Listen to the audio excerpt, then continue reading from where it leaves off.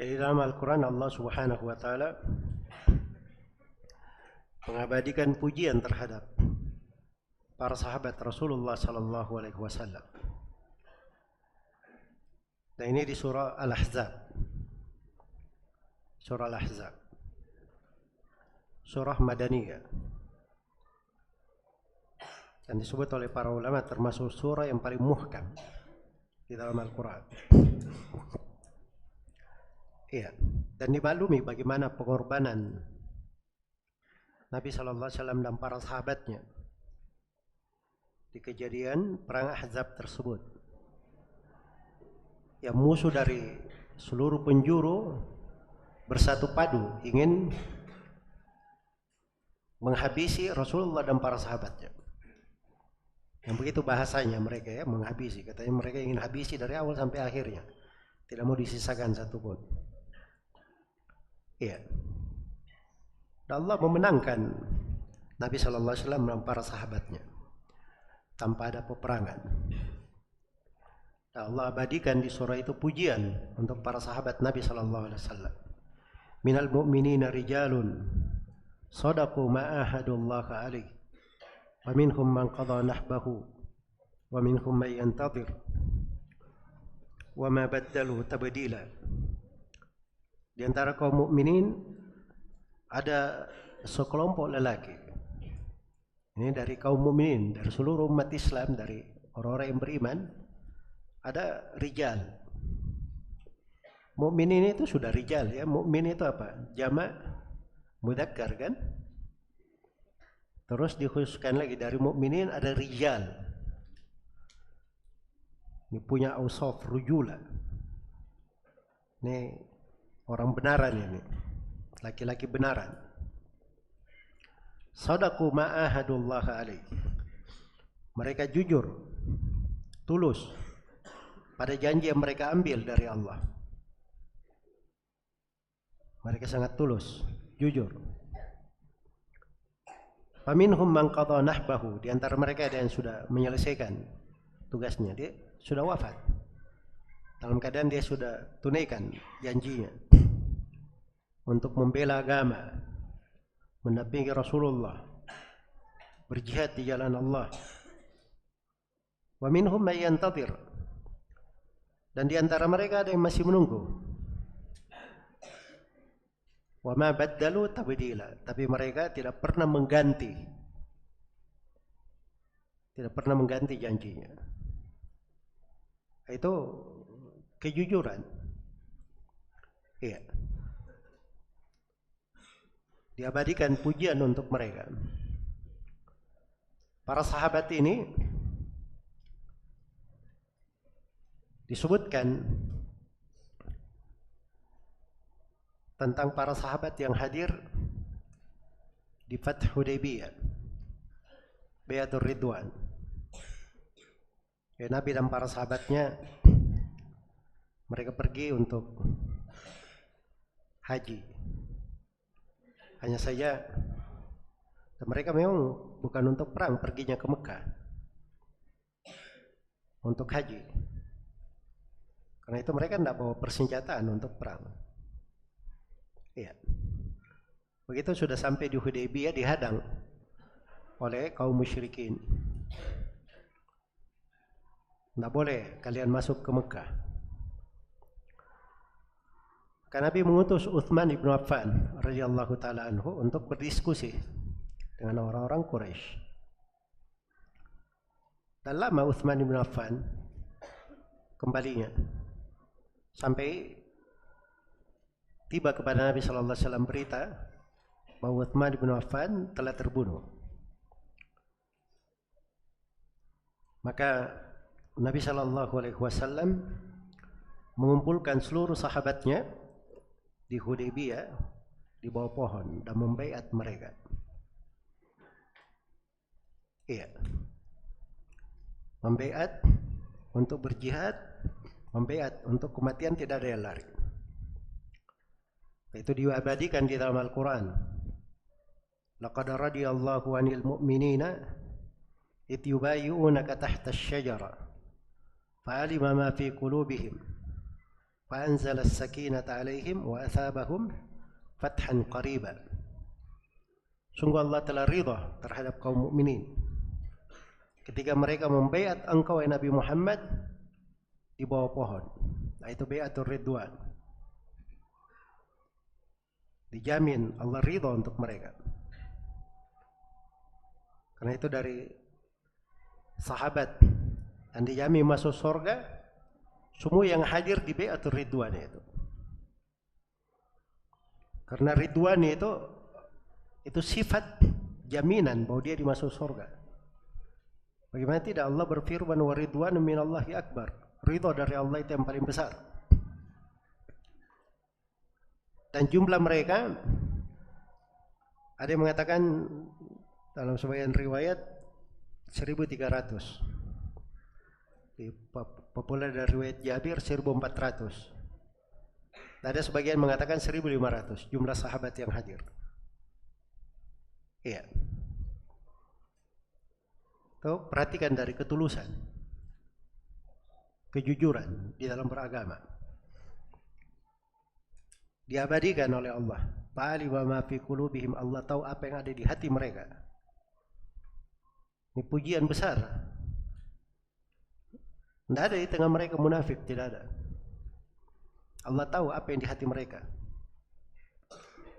Dan di surah itu ditutup dengan sifat agung terkait dengan para sahabat Rasulullah sallallahu alaihi wasallam. Muhammadur Rasulullah walladzina ma'ahu asyidda'u 'alal kuffari ruhama'u bainahum tarahum ruk'an sujjadan yabtaguna fadlan minallahi wa ridwana simahum fi wujuhihim min athari sujud dzalika mathaluhum fit Taurah. Nabi Muhammad adalah Rasulullah dan orang-orang yang bersamanya disebut orang-orang yang bersamanya. Dan diterangkan siapa yang bersamanya di sini, mungkin keutamaan umum untuk seluruh sahabat, yaitu makna cocok untuk ayat, dan mungkin untuk para sahabat yang sudah disebut dari awal surah. Orang-orang yang hadir di Baiatur Ridwan. Iya. Jadi disebut pujian khusus untuk mereka. Muhammadun Rasulullah. Nabi Muhammad adalah Rasulullah. Itu seorang mukmin begitu disebut Nabi Muhammad Rasulullah. Itu kecintaan di dalam hatinya. Kecintaan di dalam hatinya. Iya. Memang kadar wajibnya pada Rasulullah sallallahu alaihi wasallam itu cuman kita wajib tahu nama beliau Muhammad. Itu kadar wajib. Mengetahui nama bapak beliau, kakek beliau dan seterusnya itu kadar sunnah. Kadar lebih utama. Tapi para sahabat itu mereka pahami dari Nabi sallallahu alaihi wasallam segala hal. Bahkan nasabnya kalau dibantah, misalnya kaum musyrikin menjelekkan Rasulullah, Abu Bakar, Hasan bin Thabit dan selainnya dari para sahabat itu membela Nabi detail sekali pada nasab beliau. Mereka sampai ke derajat tinggi sekali pembelaan terhadap Nabi sallallahu alaihi wasallam. Tapi bersama dengan itu, kadar kewajiban diterangkan cuman kita wajib mengenal nama beliau siapa? Muhammad. Kalau dikenal nama lengkapnya, itu lebih bagus lagi. Muhammad bin Abdullah bin Abdul Muttalib bin Hashim bin Abdi Manaf bin Qusay bin Kilab bin Murrah bin Ka'ab bin Lu'ay bin Ghalib bin Fihr bin Malik bin Kinana bin Khuzaimah bin Mudrika bin Ilyas bin Mudar bin Nizar bin Ma'ad bin Adnan. Itu nasab yang disepakati disebut oleh Imam Al-Bukhari dalam sahihnya. Dan kata Ibnu Katsir itu disepakati di tengah para ulama ahli hadits dan ahli nasab. Kalau dihafal namanya sampai situ, itu kadar bagus. Itu kecintaan kepada Rasulullah sallallahu alaihi wasallam. Siapa tadi yang hafal nasabnya sampai keadenan? Angkat tangannya. saya kasih hadiah. Kalau tidak untuk kasih hadiah ke saya bacakan sekali lagi.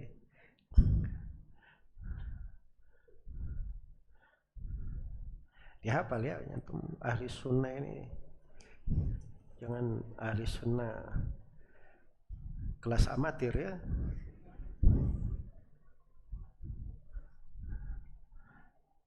Baik.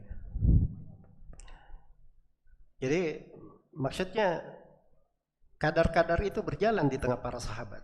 Tapi lihat mereka itu sampai ke derajat-derajat tinggi sekali terkait di dalam beragama. Disebut yang bersamanya, itulah para sahabatnya. Sebut sifat mereka keras terhadap orang-orang kafir. Ini dalam jihad fisabilillah. Iya. Mereka sangat merahmati antara sama mereka. Engkau melihat mereka. Ini tarahum, selalu kamu lihat itu ruku, sujud, subhanallah. Itu pekerjaan para sahabat. Amalan-amalan kebaikannya banyak sekali. Iya. Dan banyak dari amalan-amalan mereka itu orang lain kadang tidak tahu apa yang mereka kerjakan. Iya. Terlihat di kehidupan mereka biasa saja, tetapi di hatinya terdapat dari khusyuk, dari khasyah. Itu lebih besar dari gunung-gunung. Ya. Pemahaman terhadap agama, fikih terhadap ayat-ayat. Satu orang dari sahabat Nabi sallallahu alaihi wasallam kadang dia hafal satu hadis dari Nabi sallallahu alaihi wasallam. Itu selalu dia ulang dalam hidupnya. Kalau ada yang datang dia ceritakan bahwa Nabi berkata kepadanya begini, berkata kepadanya begini. Itu penghafal riwayat-riwayat dari Rasulullah sallallahu alaihi wasallam. Para sahabat Nabi sallallahu alaihi wasallam. Iya. Karena mereka ada, kita sampai hari ini alhamdulillah dapat kenikmatan. Kita baca ayat-ayat Al-Quran. Kita baca hadits-hadits Rasulullah sallallahu alaihi wasallam. Hadits-hadits Nabi itu besar sekali kedudukannya ya. Kita tidak bicara tafsir Al-Quran, itu lebih agung dan lebih besar lagi. Iya. Bahkan kadang sebagian ulama itu kalau diajarkan kitab Al-Arba'in An-Nawawiyah itu dia menangis itu. Dia merenungi hadits-hadits itu. Subhanallah. Ada umat yang sedemikian lengkapnya tuntunan agama mereka. Mereka punya hadits-hadits universal seperti ini. Itu perlu kesungguhan di dalam menjaga. Supaya kita terlihat sama dengan para sahabat Rasulullah mendampingi Rasulullah. Yabtaguna fadlan minallahi wa ridwana. Mereka mencari keutamaan dari Allah dan ridha Allah. Iya, itu yang mereka cari. Jadi kadang dalam kehidupan biasa, namanya manusia, ada si A ribut dengan si B, ada urusan ini terjadi pada para sahabat Rasulullah sallallahu alaihi wasallam. Suatu hari Nabi sallallahu alaihi wasallam membagi harta umat Islam yang masuk ke Baitul Mal. Rasulullah membagikan kepada kaum muhajirin dan orang-orang yang baru masuk Islam saja. Ini di Medina ini. Kaum Al-Ansar tidak dapat pembagian. Kaum Al-Ansar tidak dapat pembagian. Maka datanglah para sahabat dari kaum Al-Ansar kepada Nabi sallallahu alaihi wasallam. Rencananya mau menanyakan kenapa mereka tidak dapat pembagian. Ya, begitu sampai di depan Nabi sallallahu alaihi wasallam, Nabi sallallahu alaihi wasallam bersabda kepada mereka, mintalah, pasti kalian akan diberi. Minta pasti akan diberi. Iya. Nah, di sini kelihatan kejujuran itu, kelihatan bagaimana sebenarnya di hati itu apa. Tadinya datang mau mempertanyakan harta pembagian, kan ada harta yang dibagi. Ya. Mereka tidak berkata kami tidak dapat harta, oh ini kita tidak diperlakukan adil dan seterusnya. Tidak ada ucapan begitu dari sahabat. Cuman hal yang lumrah, semua orang dapat, harusnya mereka juga apa? Dapat. Ya, tapi Nabi ketika berkata, mintalah, pasti kalian akan diberi. Mereka cuma minta, ya Rasulullah, istaghfir lana. Ya Rasulullah, mohonkan ampun untuk kami. Hilang itu harta. Ya. Cuma minta pengampunan dari Allah Subhanahu wa taala. Maka Nabi doakan, Allahumma ighfir lil ansari wa li abna'il ansari wa li abna'il ansar. Ya Allah, ampunilah kaum al-ansar, ampunilah anak-anak kaum al-ansar, ampunilah anak-anaknya kaum al-ansar. Didoakan 3 generasi.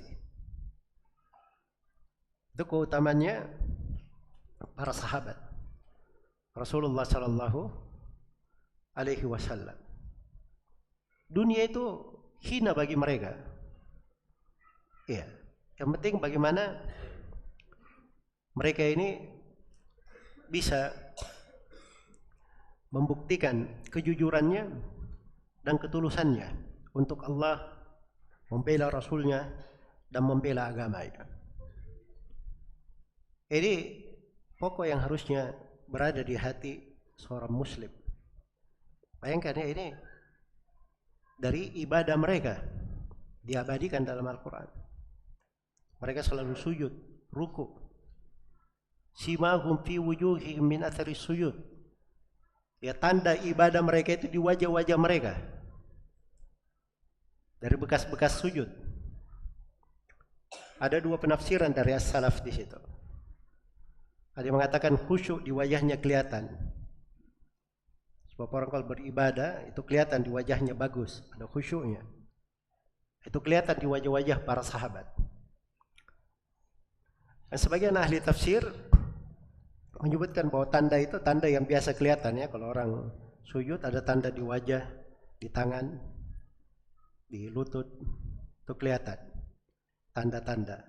Itu lumrah ya pada manusia, bukan dicari-cari. Kadang seorang sujud, ada bekas hitam di wajahnya. Ada sebagian orang dia sujud, tidak ada bekasnya karena memang kulitnya mungkin memungkinkan untuk hal tersebut. Iya. Tapi bekas sujud itu disebut di dalam hadits riwayat Al-Bukhari, itu dari bagian dari tubuh yang tidak dimakan oleh api neraka. Tidak dimakan oleh api neraka. Ya, maksudnya bahwa teks dari ayat itu ada makna umum. Jadi 2 penafsiran yang disebutkan tadi. Itu perumpamaan mereka di Taurat. Ada perumpamaannya lagi di Injil. Iya. Perumpamaan di Injil itu seperti tanaman yang tumbuh kemudian menjadi keras dan kuat. Itu pembahasan untuk keteguhan di dalam beragama dan keindahan mereka beragama. Dan itu perumpamaan mereka di dalam Taurat. Ada perumpamaan di Taurat, ada perumpamaan di Injil ya. Iya. Baik. Dan sebagian ulama ada yang membaca dengan menyambung. Jadi ada yang berhenti, ada yang wakaf di simahum fi wujuhihim min athiris sujud dzalika mathalukum fit Taurati wa mathalukum fil Injil. Ada yang berhenti di situ. Jadi dua hal itu dua-duanya ada di Taurat, ada di Injil. Dan ada yang berhenti di dzalika mathalukum fit Taurah, berhenti di situ. Wa mathalukum fil Injil. Berarti yang pertama itu perumpamaan di Taurat dan yang kedua perumpamaan di mana? Di Injil. Lihat umat ini, para sahabat ini. Mereka belum lagi lahir, sudah diabadikan penyebutan mereka di kitab-kitab suci sebelumnya. Akan datang ini, para sahabat Nabi sallallahu alaihi wasallam. Begini sifat-sifat mereka. Iya. Karena itu di sini ada 3 hal di akhir dari ceramah ini. Sebagai pijakan hidup untuk kita semua. Hal yang pertama, seorang itu selalu melihat dari dirinya,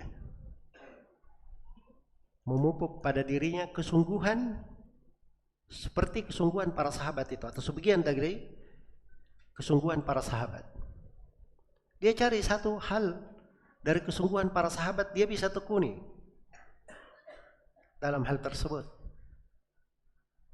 Kalau tidak bisa seorang itu di depan dalam kebaikan, dia ada di belakang mendorong kebaikan itu. Kalau tidak bisa juga dia di belakang terlibat di situ, paling tidak dia berdoa, mendoakan yang baik, memohon kepada Allah supaya dia diberi kekuatan bisa melakukan hal yang sama. Begitu di dalam suasana kebaikan di segala hal yang dilakukan di tengah umat ini. Apalagi perkara-perkara besar yang merupakan kemaslahatan bersama. Umat Islam ini perlu pendidikan, perlu madaris, madrasah yang diajarkan di dalamnya Al-Quran dan Sunnah Rasulullah SAW, jalan para sahabat Rasulullah SAW. Itu perlu orang-orang untuk berada di situ. Paling tidak kalau dia tidak bisa melaksanakan beberapa panutan dari para a'immah, dia ambil satu hal yang dia mungkin melakukannya di dalam kehidupannya. Dan paling sedikitnya kata Nabi SAW, al-muslim man salim al-muslimuna min lisanihi wa yadihi. Seorang muslim itu adalah siapa yang kaum muslimin selamat dari gangguan lisan dan tangannya. Kemudian yang kedua, bahwa ilmu agama itu, mempelajari ilmu itu adalah pokok terbesar yang menyebabkan seseorang itu bisa dekat dengan agama, dekat dengan Rasulullah SAW, dan berjalan di atas jalannya para sahabat. Iya. Mungkin dari yang mendengar dari awal ceramah sampai hari ini sudah mendengarkan ayat-ayat dan hadis-hadis, mungkin semuanya sudah menyadari dalam hatinya pentingnya kita di atas akhlak Rasulullah, di atas kejujuran seperti kejujuran para sahabat, mengikuti jalan mereka. Ya, kita mungkin sudah sepakat di situ. Pertanyaannya, bagaimana kita bisa di atas akhlak Rasulullah, jujur seperti kejujuran para sahabat? Kita harus belajar supaya tahu apa itu agama Nabi, apa yang selama ini para sahabat jalankan, apa yang mereka kerjakan, bagaimana akhlak mereka. Itu perlu belajar. Perlu belajar. Paling sedikit seseorang itu dia belajar tafsir surah-surah pendek, Al-Fatihah dan surah-surah pendek.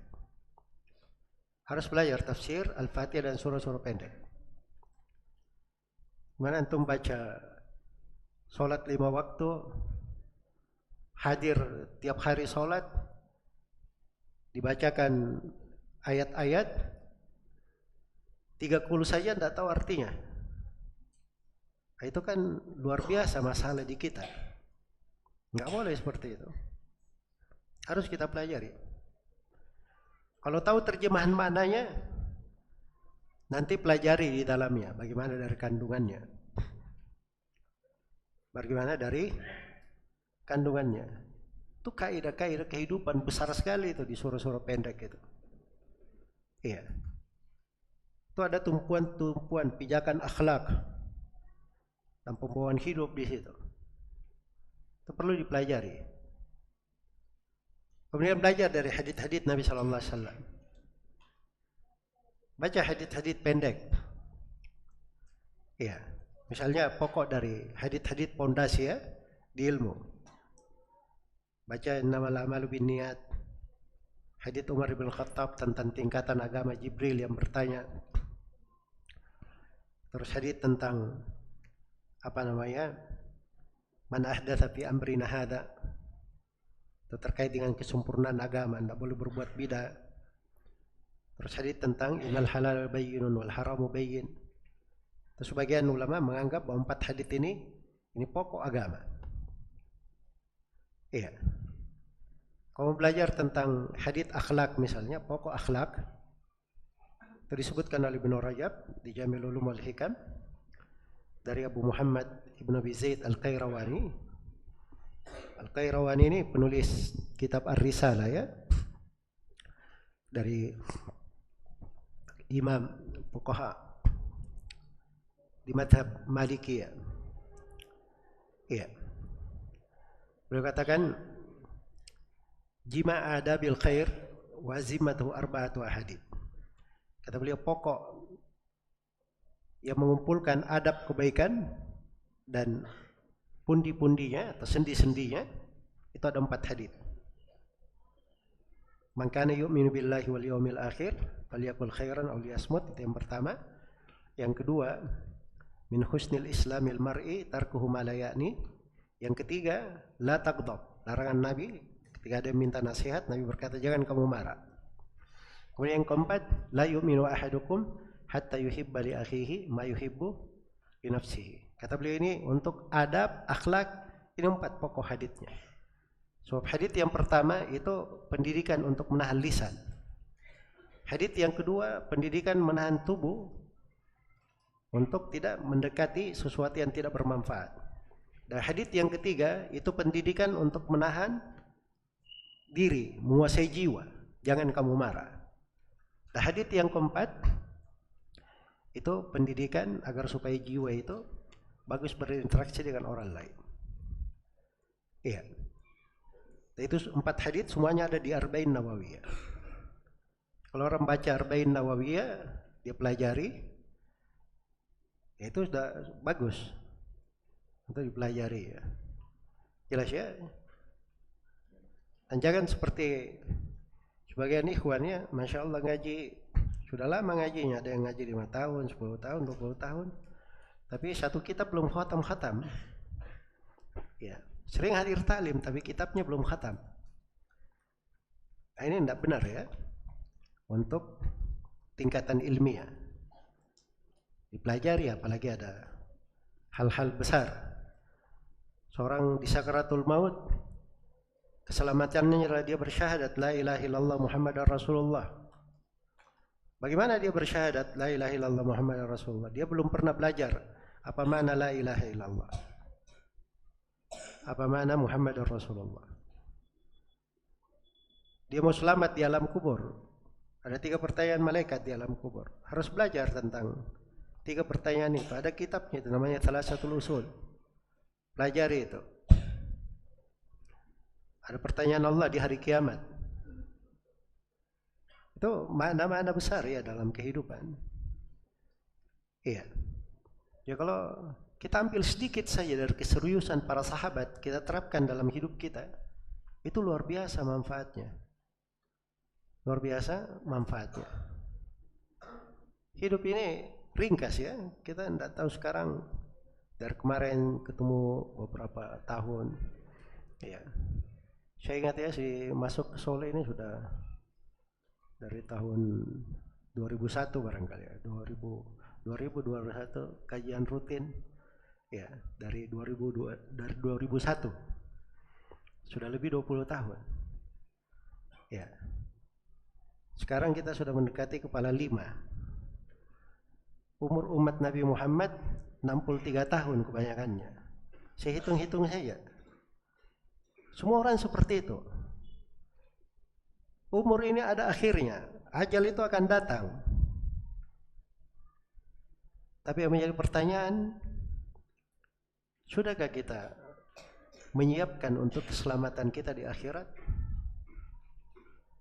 Apa yang kita telah lakukan dari amalan jariah yang kita bisa simpan untuk akhirat kita?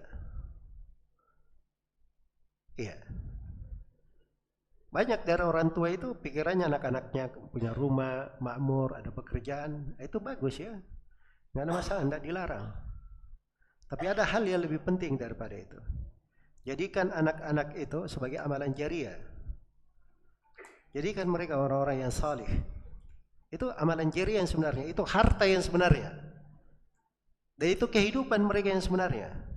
Nggak usah terlalu banyak pikir rumah, mau kerja apa, mau kerja apa. Itu rezeki tangan Allah, bukan kita yang menanggungnya. Nggak dibebankan ke kita itu.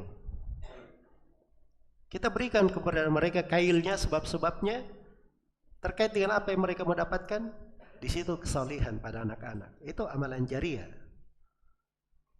Selain daripada itu, buat dari kegiatan-kegiatan yang membangun. Iya, dukung dari kegiatan-kegiatan yang baik. Hal-hal yang maslahatnya umum. Dan sekarang ini tidak ada amalan yang lebih baik. Iya, itu diucapkan oleh sejumlah ulama, melebihi penyebaran ilmu dan apa-apa yang terkait dengan ilmu. Iya, karena itu keberadaan pondok pesantren, keberadaan sekolah-sekolah dan seterusnya, itu hal yang sangat penting. Itu sumber pahala, lahan ketaatan, seorang terlibat, ikut di dalamnya. Ada bagian dari hartanya, amalan jariah berada di situ. Iya. Itu harus dipikirkan untuk seseorang. Dunia ini kita bangun setinggi apapun, akan hancur dunia ini. Bersama dengan perguliran masa, dan akan hancur di hari kiamat nanti. Tidak ada yang kekal di dunia. Tapi yang kita bangun untuk akhirat kita, itulah yang kekal. Membana masjidan lillahi bana lahu baitan fil jannah. Siapa yang membangun semua masjid karena Allah, maka Allah akan bangunkan untuknya sebuah rumah di sorga. Dalam sebuah riwayat, walaupun sebesar sarang burung dia bangun. Dia ikut andil, berpartisipasi di dalamnya. Dibangunkan untuknya juga di sorga oleh Allah. Iya. Dididik generasi muda itu dengan hal yang terbaik. Dan ini yang terakhir ya, untuk apa namanya, selain daripada yang kedua tadi ya, sibuk dengan ilmu, harus ada ilmu, penebaran ilmu, kuat dengan ilmu. Kapan ilmu agama itu kuat di sebuah tempat, akan kuat kebaikan di situ. Tapi kalau lemah ilmu agamanya, sedikit ustadznya, sedikit dai-dainya, akan lemah juga kebaikan di situ. Lebih banyak keburukan yang menguat. Iya. Lebih banyak keburukan yang menguat. Kemudian yang apa namanya terakhir, bahwa seseorang itu hendaknya dia selalu bertakwa kepada Allah Subhanahu wa taala. Dan dia berjalan seperti jalan Nabi dan para sahabatnya. Nabi dan para sahabat itu orang yang paling bersih hatinya, orang yang paling selamat dadanya, dan orang yang paling ikhlas karena Allah Subhanahu wa taala. Dan mereka adalah orang-orang yang menolong agama Allah ini. Ya, kalau di ayat dikatakan ya ayyuhalladzina amanu kunu ansarallah kama qala Isa ibn Maryam lil hawariyyin man ansari ila Allah. Orang-orang al-hawariyun itu dikatakan hawariyun. Hawariyun dalam bahasa Arab itu orang yang terdekat, yang menolongnya, yang membantunya. Itu hawari. Di tengah umat Islam ini, sahabat Nabi Muhammad lebih besar daripada itu. Iya. Sahabat itu ada muhajirin, ada al-ansar. Dan pilih ijma, menurut kesepakatan ulama, muhajirin lebih utama daripada apa? Kaum al-ansar. Karena itu dalam Al-Quran kalau disebut muhajirin dan al-ansar, selalu dikedepankan muhajirin dulu, baru disebut al-ansar. Was-sabiquna al-awwaluna minal muhajirin wal ansar laqad taballahu 'alan nabiy wal muhajirin wal ansar. Iya. Di surah Al-Hasyr disebut dulu muhajirin, setelah al-ansar, setelah itu disebut umat yang datang setelahnya. Dan demikian. Al-Ansar, kenapa dikatakan Al-Ansar? Itu sudah nama mereka, mereka penolong agama Allah. Jadi Al-Ansarnya saja sudah dinamakan penolong. Sudah di atas derajatnya hawariyin. Apalagi kaum apa? Muhajirin. Iya. Maka seorang itu bagaimana dia keluar di dunia ini dalam keadaan selamat, dia ada andil di dalam menolong agama Allah. Rasulullah sallallahu alaihi wasallam pernah bersabda, "Innallaha huwal musa'ir." Ya, pernah datang sekelompok manusia, dia berkata, "Ya Rasulullah, ghalas si'r." Ya Rasulullah, harga telah naik. Harga telah naik. Iya. Jadi harga naik itu biasa dalam kehidupan ya, berjalan. Jangan bilang bahwa ini Nabi ini pemerintahannya kurang bagus ini, kok harga bisa naik. Arti Rasulullah ini di pemerintahannya seperti bahasa orang sekarang ya. Ada begini, ada begitu. Iya.